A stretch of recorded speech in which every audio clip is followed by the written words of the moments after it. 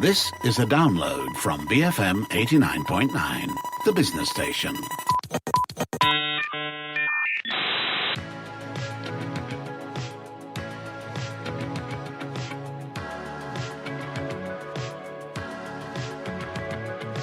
BFM 89.9, the business station. My name is Rich Bradbury and welcome to MSP. I am indeed sitting in for Mr. Jeff Sandu this week yet again. Have we been missing the wood for the trees or barking up the wrong tree?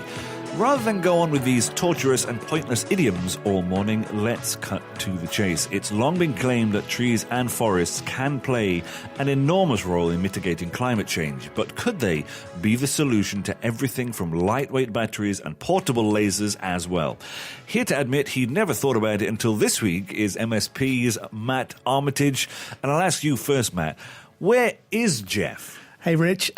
He's spending a few pleasant weeks at one of Kulturpop's mountain re-education centres. So we came to the conclusion that his attitude needed a little bit of a readjustment. And because I'm nothing if not benign, I've agreed to let him repay the costs with his servitude once his reorientation is actually complete. How very generous of you.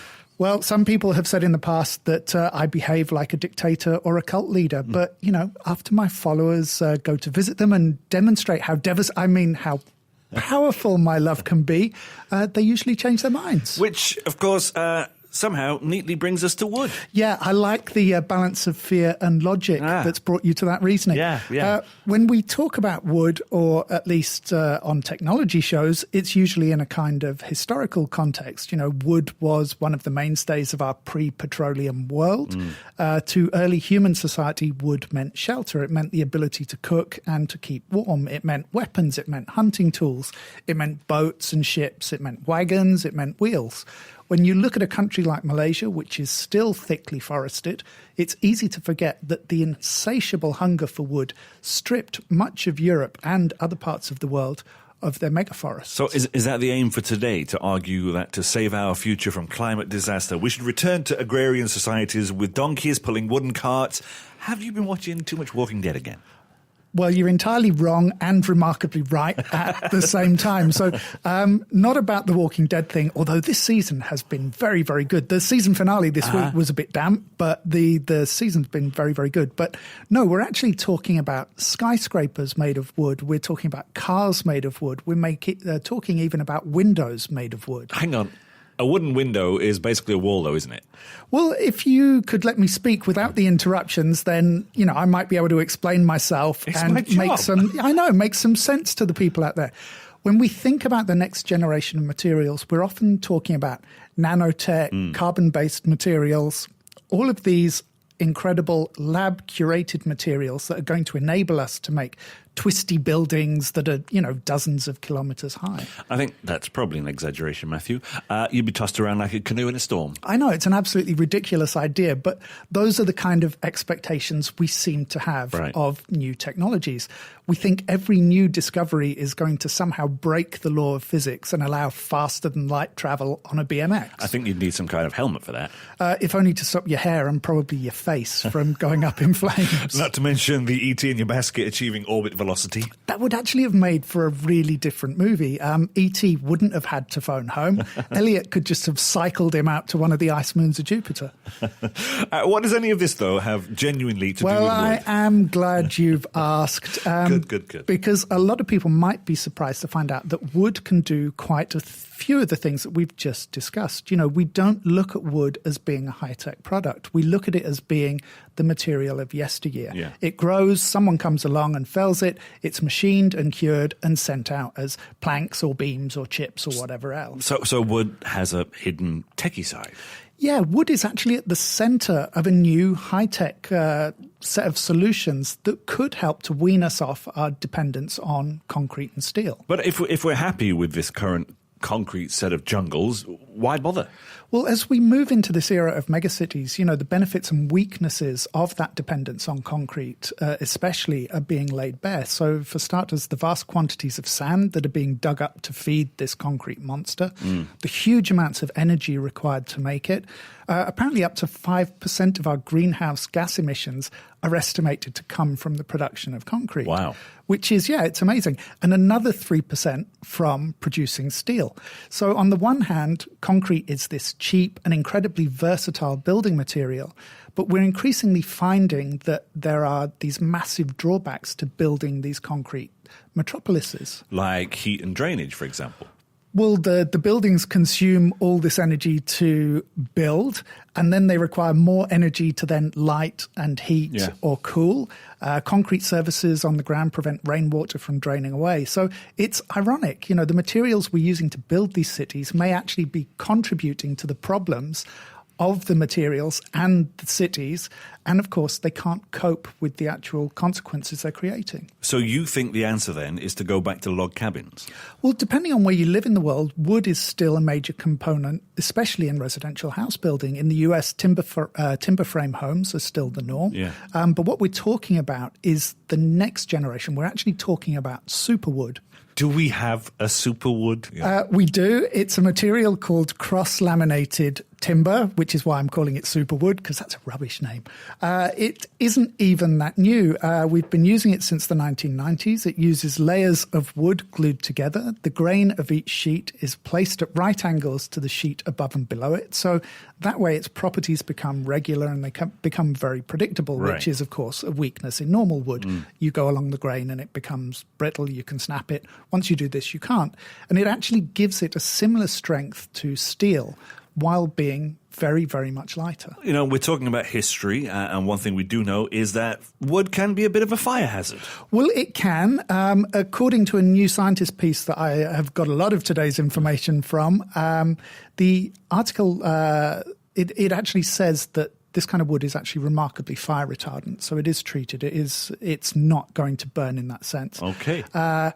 And it also likens making buildings with this CLT material to the process of Jenga. You tie these timber sheets on top of each other and you basically stack them. Now, I don't know about you, but whenever I've played Jenga, I wouldn't describe the results as stable or especially not livable. No, but the results in the real world are actually a lot stronger than you might imagine. So Vancouver already has an 18-story wooden tower block.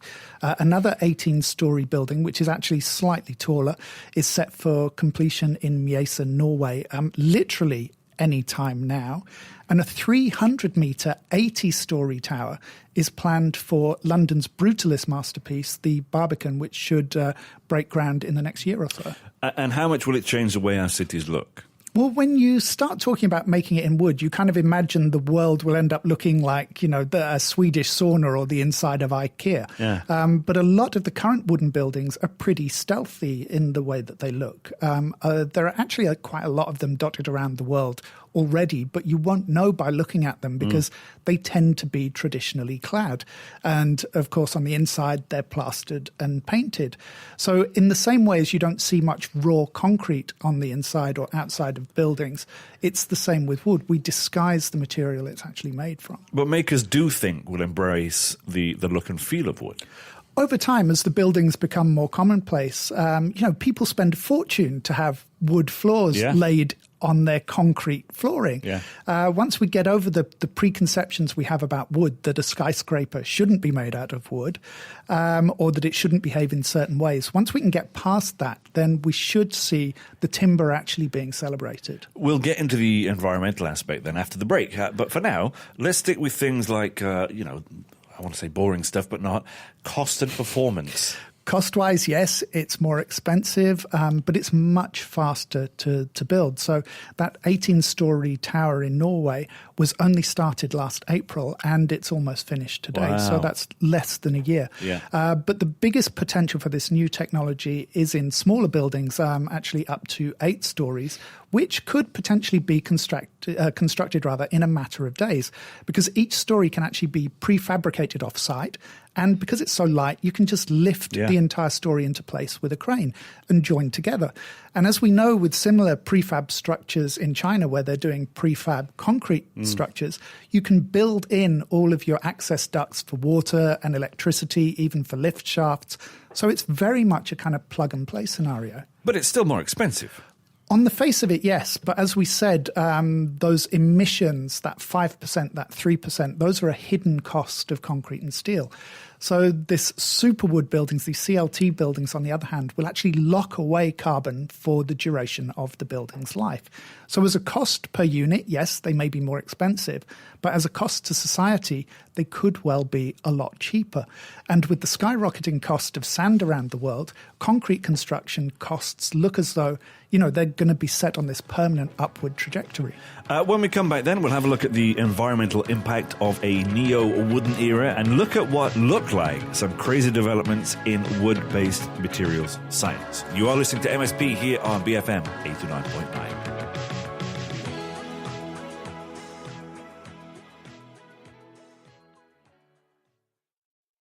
Be financially minded. BFM 89.9.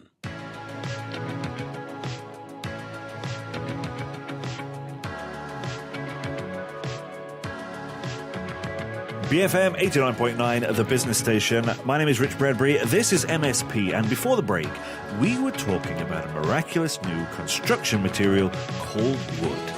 In this part of the show, we're going to look at some of the more magical properties like turning into glass. That's right, glass. But first, we're going to talk about some of the practicalities. This technology is being billed as a climate saver, but surely it's not eradicating other materials entirely. No, of course not. So we'll stick with construction for a minute. So buildings are still going to need concrete foundations, for example. So we're still looking at the use of concrete and steel for that part of the construction. But the actual structures will be much lighter because of the wood material. So that means that most buildings will actually require shallower foundations. So you're even making a saving on the concrete and steel you need for foundation and piling works as well. But these materials aren't carbon neutral, are they? No, of course not. The best solution is not to need them at all. So, for example, generally speaking, environmentally, it's better to make use of existing buildings until the end of their natural lifespan. So even if you're building the world's most green building, if you're ripping up an old concrete lump in order to put it up, that's still going to be inherently wasteful. Yeah. In the same way, it's often better to keep an old car with shady emission levels or to buy second-hand than to buy a new car because of the energy expenditure that goes into making that new product. I do a car show, right? Yes, I do, yeah. Just saying, anyway. Anyway, back to the wood. You can send Mr. Daniel Fernandez to talk to me if you need to. Back to the car show. The wood show. The superwood, in fact. Superwood. So we still have to account for the energy cost of creating material like cross-laminated timber. Of course, not to mention the chemical signature of the glue holding the different layers together. But look at the way the world is expanding, especially in developing countries. If they can make that switch to more carbon neutral or effective construction of all kinds of materials, then everyone's going to be better off in the long run. All right. One thing that is bothering me is space. If we make this kind of pivot to a natural resource like wood, there are a lot of questions. How do we make sure it's sustainable, that we're not contributing to deforestation, and is there simply enough space? Well, of course, those are all big issues. I mean, literally in the terms of space, that is a big issue. Sustainability is key. We have to identify types of trees that have the properties we need and are relatively fast growing. You don't want to start chopping down thousands of year-old giant redwoods because you fancy an office extension off the kitchen. Right. Deforestation is something that will have to be handled nation by nation. But in theory, it's a movement that would lead to reforestation, although obviously these would be managed forests rather than wild forests. So yes, there are those concerns about space, especially with growers prioritizing land to grow biofuels or these sustainable construction materials rather than food production crops. So there are all sorts of distortions that could take place.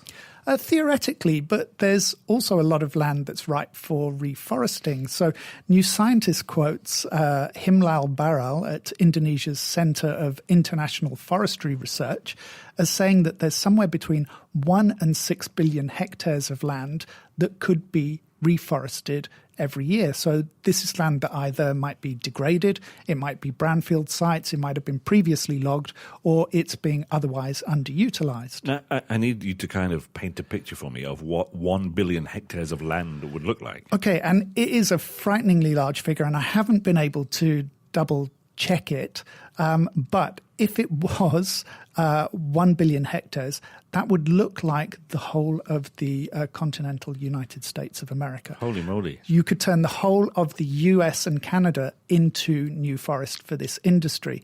And if you want to get closer to that 6 billion hectares, you add in Russia, China, Brazil, and a bit of a chunk of Australia. And that's the kind of space that we have to reforest. On top of which, countries that already operate sustainable forest industries, such as the Scandinavian countries, are often considerably below capacity. So there's room for growth even within our current production levels. Now, all right then, is it at all realistic to look at wood as a replacement for fossil fuels? Well, of course, fossil fuels are partly wood anyway. Certainly it takes a lot less time to regrow trees than it does to make more oil or gas from those trees, so it's far more renewable in that sense. What will really win out is how far we can push this technology, how far we can go. Okay, we made some quite large claims at the start of the show. Wooden windows, I think, was one of them. And that isn't actually as far-fetched as it sounds. Have you visited the Wallenberg Wood Science Centre in Stockholm recently? Not since I went to visit my Swedish fish just a few months ago.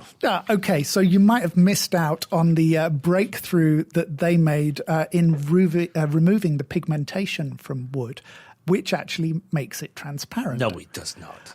Apparently it does. And I know that sounds entirely weird, and it's not as far away from that comment you made about a window made of wood being a wall, because it would still have the insulating properties of wood.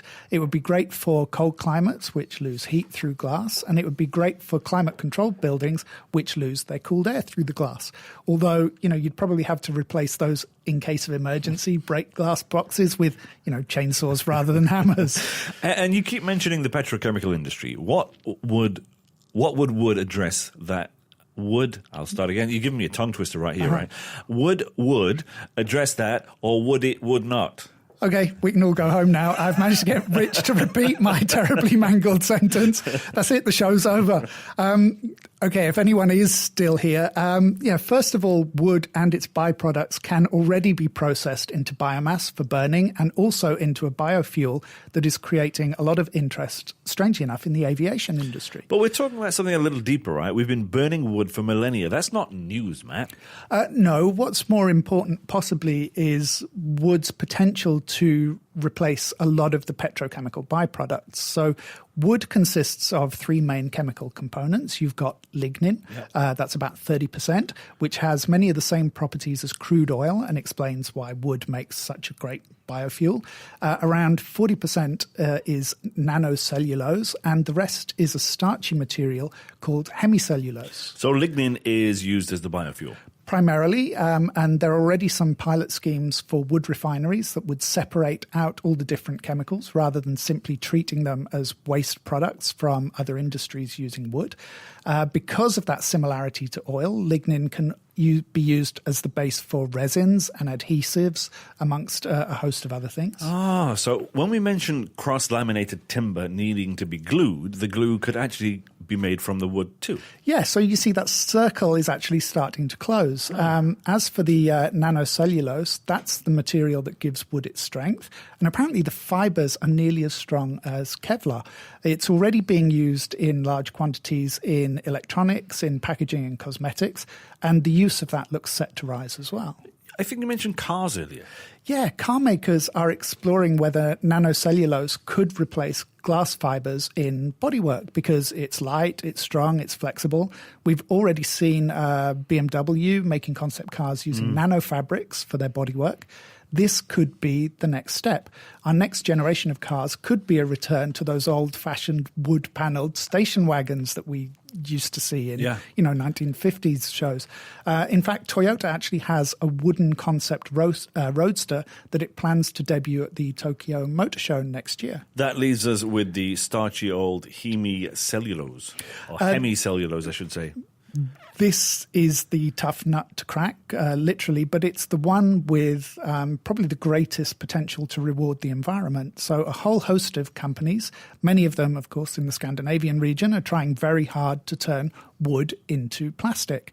A company called Kulturpop is already using hemicellulose to manufacture single-use plastic containers, but we're still a way off from the holy grail, which is wooden single-use water bottles. And these products would be fully biodegradable? Yeah, a lot of the current generation of cellulose and other degradable plastic replacements require industrial composting or other techniques to fully recycle them.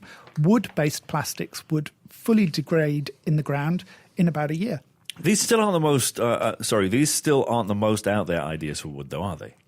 No, there's the material for making aircraft. Densified wood is another breakthrough. It's a fifth the thickness of traditional wood products. It's 12 times stronger. It's incredibly light. It's being evaluated as a replacement for steel in machinery with moving parts. And even that's still quite vanilla. Can you imagine wooden batteries? Is this where we close that circle again? Yeah, one of the chief impediments to electric flight is the weight of the batteries. So what if the plane was made of densified wood, so it was lighter than traditional planes, and then further weight was saved with lightweight wooden batteries? Traditional batteries are pretty dense, they're very heavy. In wooden batteries, the components are placed into the pores in the wood. Smart. Yeah, it sounds like steampunk fiction, but scientists at the University of Maryland are actually working on this. And of course, there is the cookiest item of them all. The wooden laser. Yes, this one really needs some effort to get your head around. It comes again from our friends at Wallenberg in Stockholm, and they do admit it's a fairly rubbish laser. But it is cheap and it is renewable, because most lasers are not cheap and they're not very renewable. I genuinely don't understand how a wooden laser works, and they also admit that they haven't really thought up any particular use for it. Beyond having, fairly useless laser pointers embedded in your chairs and tables. They did it mostly to prove that they could, simply as an exercise to show how versatile wood can truly be. Okay, what do you think the likelihood is that wood could become this enormous, environmentally conscious manufacturing material? I think it actually has enormous potential. We're becoming a lot less cost conscious when it comes to replacing plastics and other materials sourced from petrochemicals. I think concrete could be the next plastic in that sense, the next one that we target to reduce our use of. For a country like Malaysia, where natural resources are a large part of the economy, I think there's huge potential for growth in this sustainable and manageable forest industry that's also going to be very, very profitable. It goes back to that old saying, if a tree falls in a forest and no one hears it, does it make a sound? And now we know the answer is definitely yes. That sound is ka-ching! There you go. That was Matt Armitage. Of course, that was MSP. You can also check out kulturpop.com for transcripts of these shows. And of course, you can also find out how to bring a bit of Matt-splaining to your company. Coming up in just a few minutes, it is Geek Squawk here on BFM 89.9, the business station.